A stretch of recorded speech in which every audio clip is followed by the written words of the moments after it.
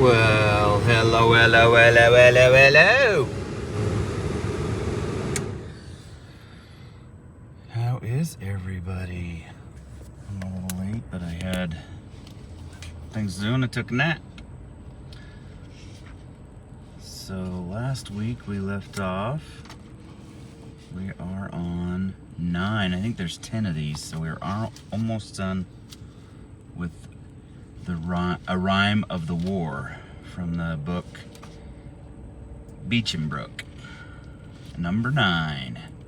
When fierce and fast, thronging calamities rush, resistless as destiny over us, and crush the life from the quivering heart, till we feel like the victim whose body is broke on the wheel. When we think we have touched the far limit at last, one throw and the point of endurance is past. When we shivering hang on the verge of despair, there still is capacity left us to bear. The storm of the winter, the smile of the spring, no respite, no pause, and no hopefulness bring. The demon of carnage still breathes his hot breath, and fiercely goes forward the harvest of death. Days painfully drag their slow burden along, and the pulse that is beating so steady and strong stands still as there comes from the echoing shore of the winding and clear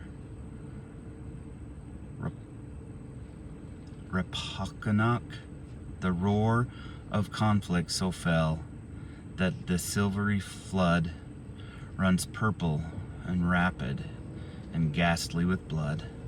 Grand army of martyrs, though victory waves them onward, her march must be over their graves.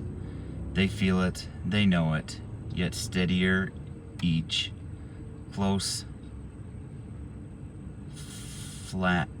phalanx moves into the desperate breach.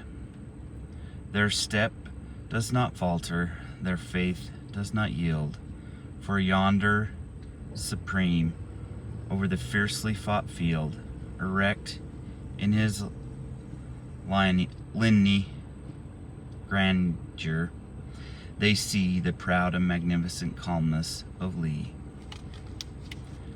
'Tis morn, but the night has brought Alice no rest.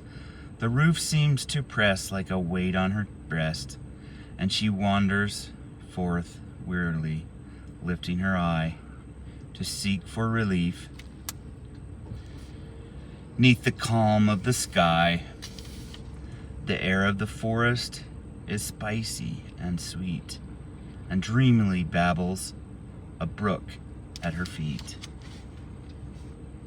Her children are around her, and sunshine and flowers try vainly to banish the gloom of the hours. With a volume she fain her wild thoughts would assuage, and her vision can trace not a line on the page, and the poet's dear strains, once so soft to her ear, have lost all their mystical power to cheer. The evening approaches, the pressure, the woe, grows dearer and heavier, yet she must go. The stifle between the dead walls as she may, the heart that scarce breathed in the free, open day, she reaches the dwelling that serves as her home. A horseman awaits at the entrance. The foam is flecking the sides of his fast-ridden steed, who pants over worn and exhaustion and speed, and Alice for support to Beverly clings. As the soldier delivers the letter he brings, her ashy lips move, but the words do not come, and she stands in her whiteness, bewildered and dumb. She turns to the letter with hopeless appeal, but her fingers are helpless to loosen the seal. She lifts her dim eyes with a look of despair. Her hands, for a moment, are folded in prayer. The strength she has sought is vouchsafed in her need.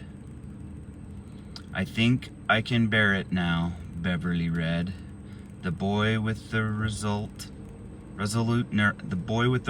nerve of a man, and a voice which he holds as serene as he can, takes quietly from her the letter and reads, Dear Madam, my heart is in its sympathy, bleeds for the pain that my tidings must bear you. May God most tenderly comfort you under his rod. This morning at daybreak, a terrible charge was made on the enemy's center. Such large and fresh enforcements were held at his back. He stoutly and stubbornly met the attack. Our cavalry bore themselves splendidly. Far in front of his line galloped Colonel Dunbar. Erect in his stirrups, his sword flashing high, and the look of a conqueror kindling his eye. His silvery voice rang aloft through the roar of the musketry poured from the opposite shore. Remember the valley, remember your wives, and on to your duty, boys, on with your lives. He turned and he paused, and he uttered the call, then reeling in his seat and fell, pierced by a ball. He lives and he breathes yet. The surgeons declare that the balance is trembling twixt hope and despair. In his blanket he lies on the hospital floor, so calm you might deem all his agony over.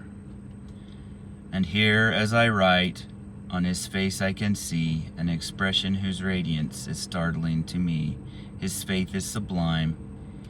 He relinquishes life, and craves but one blessing, to look on his wife. The chaplain's recital is ended. No word from Alice's white, breathless lips has been heard, till rousing herself from her passionless woe, she simply and quietly says, I will go. There are moments of anguish so deadly, so deep, that numbness seems over the senses to creep, with an interposition whose timely relief is an anodyne drought to the madness of grief. Such mercy is meted to Alice. Her eye, that sees as it saw not, is vacant and dry. The billow's wild fury sweeps over her soul, and she bends to the rush with a passion control.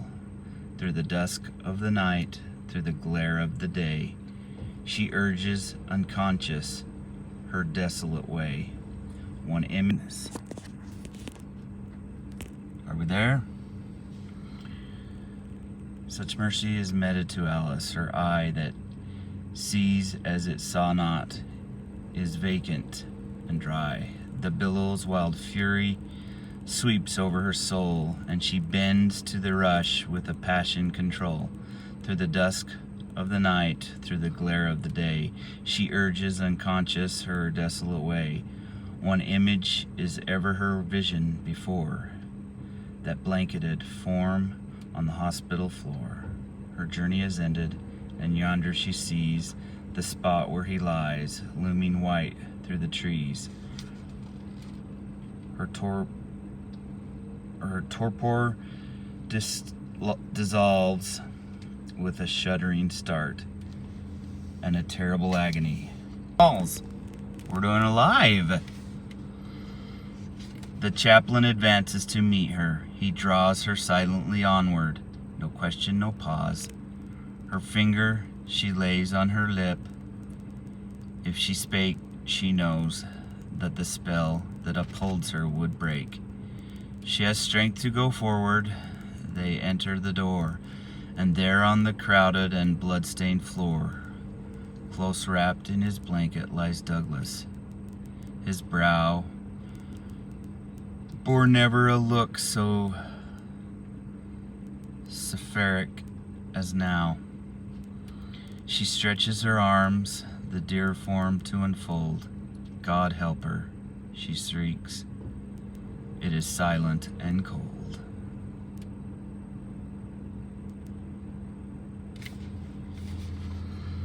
All right, we got one more of that beautiful, beautiful poem. So that will be it for today. Thanks for joining us. Remember to watch our playlists, check out some of our YouTube shorts, subscribe, share us out, and remember, get out and read some poetry.